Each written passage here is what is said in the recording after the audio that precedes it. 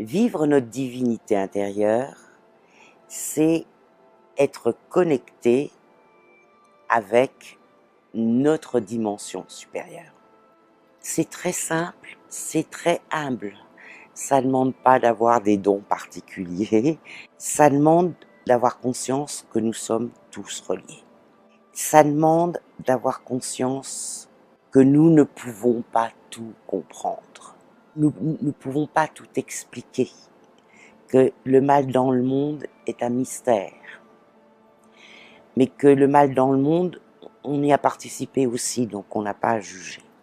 La seule et unique façon de changer le monde, c'est de se changer soi. Et se changer, ça ne veut pas devenir quelqu'un d'autre.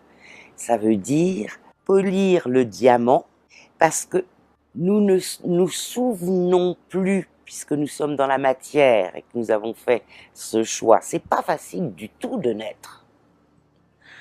Tout le monde s'extasie devant un magnifique petit bébé, mais tout d'un coup, on oublie tout.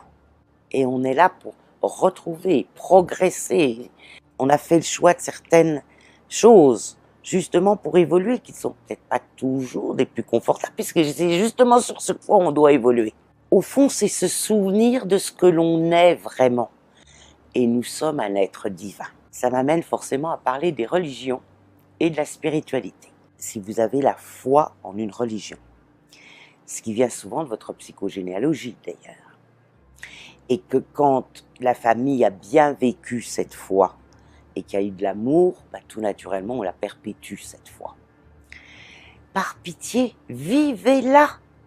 Mais souvent, les religions, c'est vu à l'extérieur. Dieu est vu à l'extérieur. Non, Dieu, c'est pas le vieillard avec sa barbe blanche sur son trône dans le ciel. Dieu, ça se vit. Dieu, ça ne se croit pas, ça s'éprouve. C'est une connexion. Et il faut bien faire la distinction entre religion et spiritualité. Et quand on vit sa religion d'une certaine façon, il y a beaucoup de spiritualité. Et on peut très bien être spirituel, profondément croyant, mais dans une autre forme de Dieu.